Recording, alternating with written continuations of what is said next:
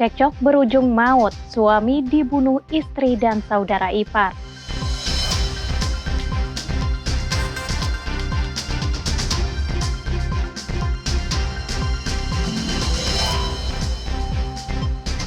Mobil ditumpangi anak dan bayi terguling.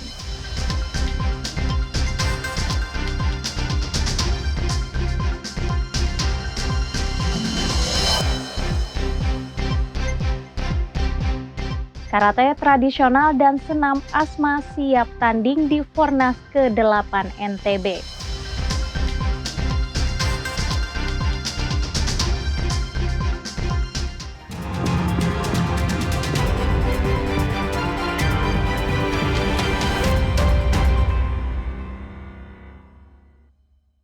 Halo, selamat pagi saudara.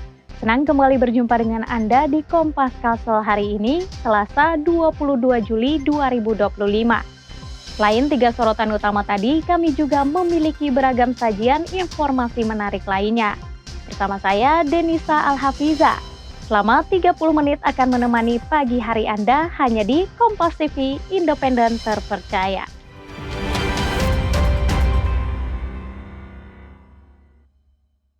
Mengawali berita pada pagi hari ini, saudara. Seorang pria tewas mengenaskan di tangan istri dan saudara iparnya sendiri. Bagian tubuh korban disebar terpisah, diduga karena pelaku takut korban hidup kembali. Polres Banjar mengungkap kasus pembunuhan sadis di Dusun Oman, Desa Paramasan Atas, Kabupaten Banjar. Korban berinisial DI dimutilasi istrinya FT dan saudara iparnya PP. Peristiwa terjadi jam 3 sore 16 Juli lalu. Saat itu korban bertengkar dengan istri di dalam hutan diduga akibat cemburu.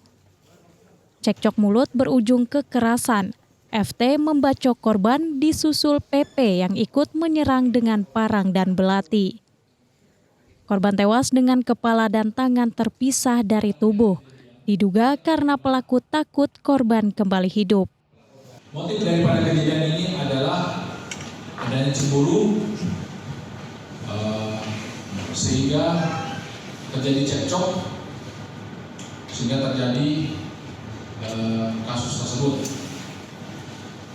Kronologisnya, pada saat korbannya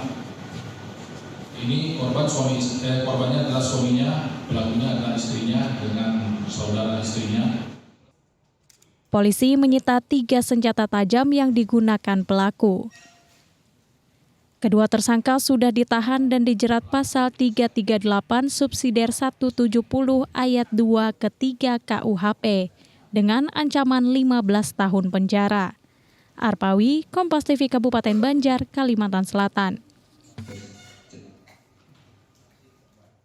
Demo tolak transmigrasi oleh Aliansi Kalimantan Barat menggugat di kantor Gubernur Kalimantan Barat berujung ricuh pada Senin siang.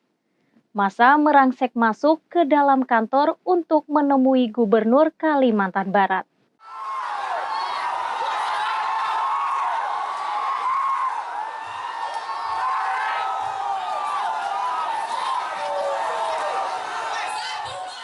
Aksi demo tiba-tiba ricuh ketika massa mendengar gubernur tidak berada di tempat. Meski diadang sejumlah polisi dan Satpol PP, massa tetap berupaya merangsek masuk ke dalam kantor gubernur. Massa menolak hanya ditemui sekretaris daerah dan tetap meminta ditemui gubernur untuk menyampaikan sejumlah poin tuntutan. Di antaranya penolakan program transmigrasi yang mendatangkan warga dari luar pulau masuk ke Kalimantan Barat. Jika tuntutan tidak diakomodir dan program transmigrasi masih berlanjut, massa mendesak Menteri Transmigrasi mundur dari jabatannya. Kita menolak program transmigrasi dalam bentuk apapun. Karena per hari ini kita melihat masih ada informasi terselubung, tujuan-tujuan terselubung yang tidak berani diungkapkan. Salah satu contohnya yaitu temuan kami terkait dengan form pendaftaran calon transmigran yang per hari ini masih menjadikan Kalimantan Barat sebagai salah satu tujuan para transmigrasi. Sebelum di kantor gubernur, aksi digelar di DPRD Provinsi Kalimantan Barat, ditemui ketua dan sejumlah anggota DPRD. Ketua DPRD Provinsi Kalimantan Barat, Aloysius berjanji akan menyampaikan petisi masa aksi ke Kementerian Transmigrasi dan DPR RI. Terlebih banyak masalah program transmigrasi sebelumnya yang belum terselesaikan. Tadi kan ada beberapa masalah yang berkaitan dengan undang-undang. Karena undang-undang kita tidak bisa ubah, harus di sana yang ubah. Jadi kita kirim nanti ini hasil daripada petisi kawan-kawan ini, ya, dan kita kawal. Ya, tadi diberi deadline waktu, tapi mungkin 2 minggu, ya. Saya pikir agak berat, ya, tapi barang ini harus dikawal. Masa memberikan tenggat waktu 2 minggu kepada DPRD untuk menindaklanjuti tuntutan. Jika tidak dipenuhi, masa mengancam akan menggelar aksi yang lebih besar. Raida Todi, Kompas TV Pontianak, Kalimantan Barat. Polisi tetapkan 1 tersangka kasus tambang ilegal di hutan pendidikan Universitas Mula Warman. Tersangka merupakan pemodal sekaligus penanggung jawab lahan batu bara. Polda Kalimantan Timur melalui Direktorat Kriminal Khusus menetapkan 1 tersangka pengrusakan kawasan hutan pendidikan Universitas Mula Warman. Tersangka seorang pria berinisial R yang merupakan pemodal sekaligus penanggung jawab lahan. Tersangka ditahan di sel Mapolda Kalimantan Timur. Ya, kita sudah menaikkan tersangka, itu 1 dengan inisial R. Sudah ditahan. Selaku siapa, Pak? Selaku yang pengakuannya adalah yang pemodal dan penanggung jawab di lokasi itu, menurut pengakuan yang bersangkutan. Sebelumnya, dugaan tambang ilegal di kawasan hutan pendidikan Universitas Mula Warman, Kota Samarinda, menyeruak pada Mei lalu. Polisi meminta keterangan termasuk pihak Universitas Mula Warman. Polisi yang ke TKP kehilangan barang bukti.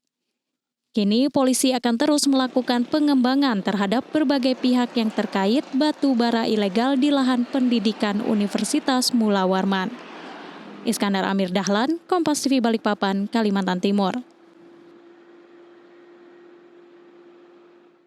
Mobil ditumpangi anak dan bayi terguling. Lengkapnya sesaat lagi.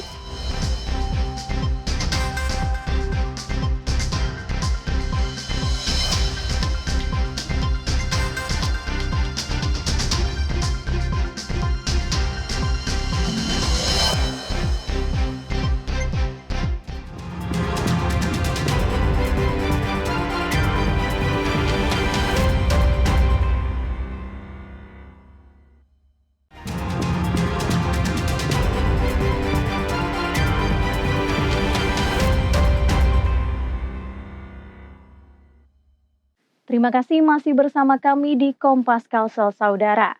Diduga hilang kendali, sebuah mobil terguling saat hendak mundur. Saat kejadian, mobil ditumpangi seorang anak dan seorang bayi. Diduga hilang kendali dan lalai saat memundurkan kendaraan. Sebuah mobil terguling di kawasan Jalan Kelamono, Gunung Pipa pada Senin siang. Warga yang melihat mobil naas tersebut terguling bilang mobil dikemudikan seorang wanita bersama anak dan bayinya. Beruntung supir maupun 2 penumpang lainnya dalam keadaan selamat.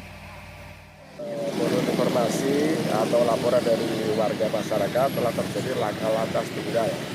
Informasi dari masyarakat setempat, mobil tersebut termundur sehingga terbalik-balik. Kendaraan penumpang alhamdulillah dalam keadaan selamat. Saya lagi nengok ke sana, tiba-tiba ada bunyi krok dari atas itu. Pas saya nengok, itu mobil udah jatuh gitu. Nah habis itu akhirnya saya sama ibu yang ke sana mbaknya keluar dari jendela. Jadi dia kayaknya mundur, habis itu dia kebalik gitu jatuh. Mobil pun akhirnya dievakuasi menggunakan mobil derek. Iskandar Amir Dahlan, Kompas TV Balikpapan, Kalimantan Timur. Seorang siswa baru sekolah dasar di Samarinda jadi korban bullying oleh kakak kelasnya di masa pengenalan lingkungan sekolah. Korban trauma hingga tak mau masuk sekolah dan memilih pindah. Seorang siswa kelas 1 SD di Samarinda yang baru masuk sekolah jadi korban buli atau perundungan oleh kakak kelasnya saat mengikuti MPLS. Korban trauma hingga tak mau masuk sekolah. Peristiwa bermula saat jam istirahat, korban berkeliling melihat sekolah barunya. Namun korban diejek sejumlah kakak kelasnya, bahkan dipukul. Body shaming? Body shaming di situ. Ya mungkin awalnya bercanda Mas ya. Awalnya bercanda. Nah, bercanda gitu. Nah kemudian karena si korban ini namanya anak kelas 1, bisa dikejar-kejar. Mereka ya lari-lari gitu. Habis itu si korban ini mungkin pas nggak sengaja pas lari, ketariklah bajunya si kelas 6 ini tadi. Nah, kelas 6 bajunya ditarik tuh sobek.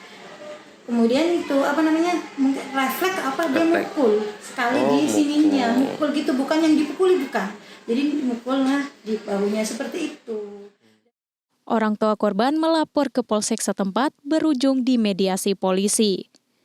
Sementara tim reaksi cepat dan perlindungan perempuan dan anak TRC PPA Kalimantan Timur membantu korban cari sekolah baru agar kembali mau bersekolah. Untuk kondisi korban sudah membaik, sudah bisa beraktivitas seperti semula. Untuk sekolah baru sudah dapat. Alhamdulillah kemarin saya dapat sekolah yang mau dituju dan tadi sudah dikonfirmasi dari kepala sekolah yang baru supaya orang tua korban sowan ke sekolah tersebut dan diterima begitu. Kini korban mulai mengikuti pelajaran di sekolah yang baru. Rizal Mustafa, Jasmine Zafar, Kompas TV Samarinda, Kalimantan Timur. Berjualan tak sesuai ketentuan. 3 pangkalan LPG di Kelurahan Guntung Manggis, Banjarbaru ditutup. Operasi pasar LPG 3 kg digelar untuk memenuhi kebutuhan warga. Warga RT 42 Kelurahan Guntung Manggis, Kecamatan Landasan Ulin, Banjarbaru, sempat kesulitan mendapatkan LPG 3 kg. Setelah 3 pangkalan ditutup lantaran menjual gas bersubsidi tak sesuai ketentuan. Kelurahan berkoordinasi dengan Dinas Perdagangan, sehingga operasi pasar pun digelar 1 hari, menyediakan 200 tabung gas. Warga mengaku kesulitan mendapat LPG 3 kg karena waktu yang disediakan untuk mengambil jatah hanya 3 jam. Terbantu dengan operasi pasar ini, warga berharap penjualan di pangkalan lebih berpihak pada warga yang terdaftar sebelum keeceran. Harapannya itu Bu, ini kebanyakannya pangkalan ini belum habis, warga yang ngambil sudah dijualnya keluar. Jadi kalau bisa lebih maksud ulun kan ada apa-apa lah jual keluar itu kelapa ngecek, tapi selesaikan dulu sama masyarakat ini, jangan terlalu dibatasi.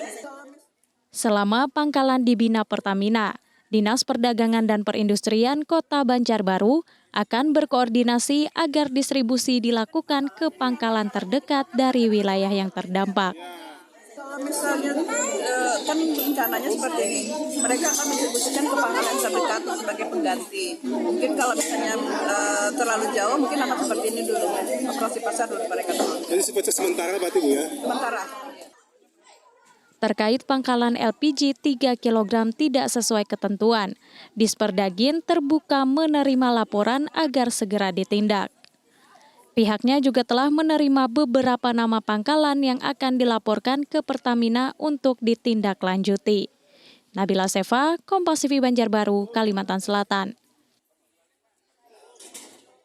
Meski putusan narapidana Jumran telah ingkrah, keluarga korban pembunuhan jurnalis Juwita tetap dapat perlindungan dari Lembaga Perlindungan Saksi dan Korban.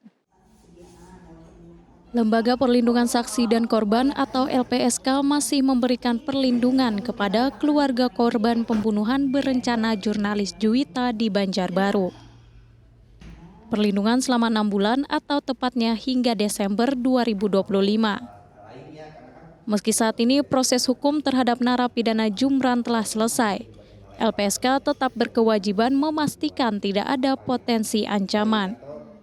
sudah inkrah dan memang masalah ini sampai 6 bulan ya kami berkewajiban untuk memastikan apakah ada kemungkinan potensi dan ya bagi para terlindung yang merupakan keluarga dari korban. Seperti Kuasa hukum keluarga menegaskan sepakat dengan LPSK. 3 orang keluarga korban yang sudah terdaftar akan dipantau hingga Desember. Ternyata ada dokumen yang ditandatangani untuk kesediaan pernyataan untuk dilindungi LPSK itu dari Juni kemarin sampai dengan tanggal 23 Desember 2025. Jadi yang pada intinya 6 bulan itu masih ada berkoordinasi dengan LPSK ke depan dalam hal perlindungan saksi dan korban seperti itu. Tindakan ini merupakan pencegahan, sementara hingga saat ini keluarga tidak mendapat ancaman. Nabila Seva, Kompas TV Banjarbaru, Kalimantan Selatan. Karate tradisional dan senam asma siap tanding di Fornas ke-8 NTB. Lengkapnya sesaat lagi.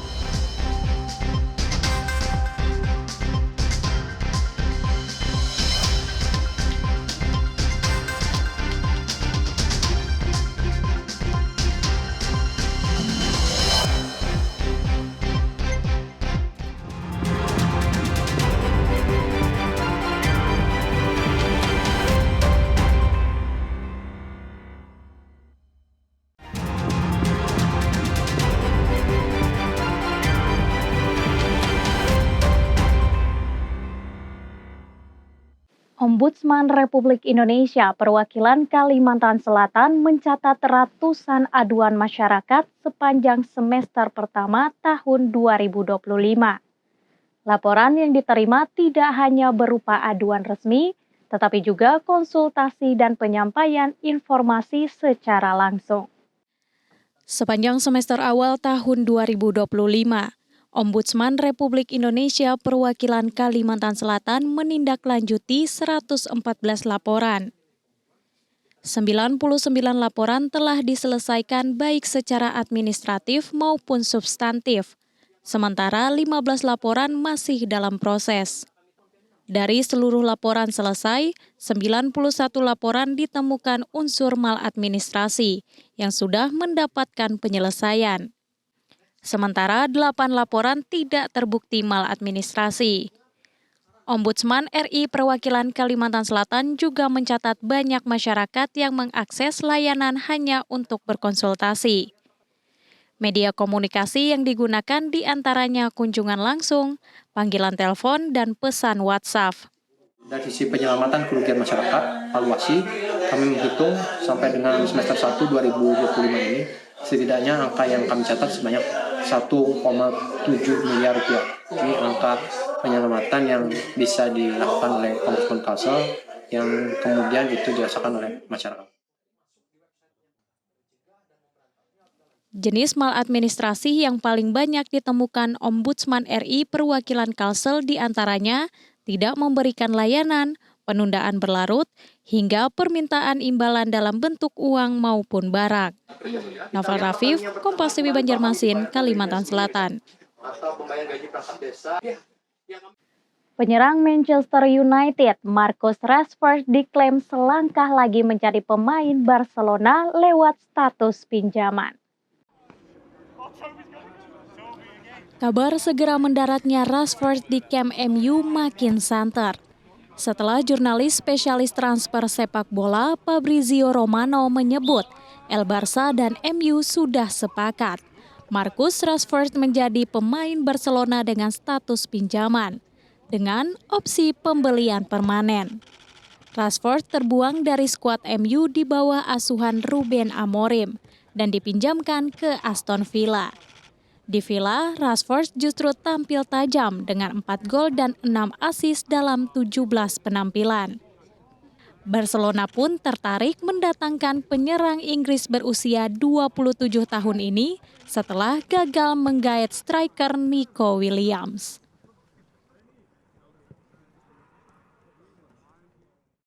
Lebih dari 200 pelatih se-Indonesia mengikuti National Coaching Conference yang diselenggarakan PSSI.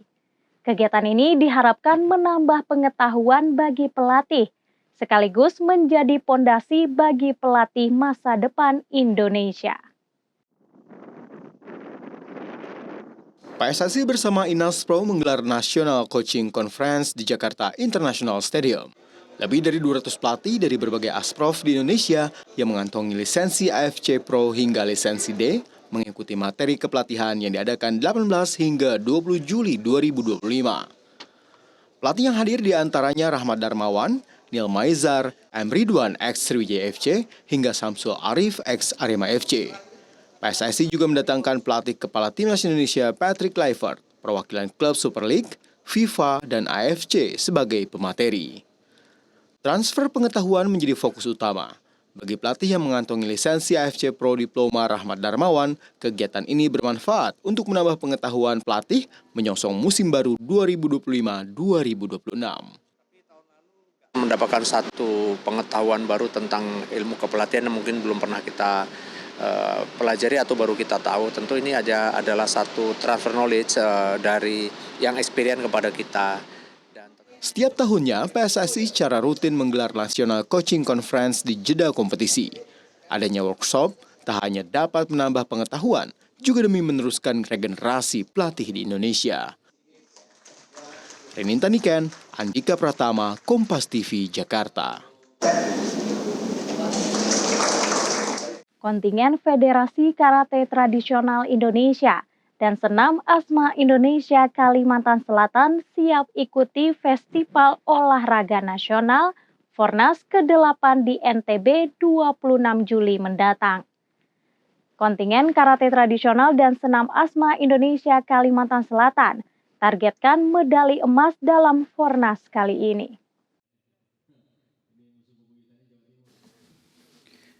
Ketua Umum FKTI Kalimantan Selatan dan Yayasan Asma Indonesia Kalimantan Selatan, Ibnu Sina, melepas atlet yang bertanding di Fornas ke-8 Nusa Tenggara Barat.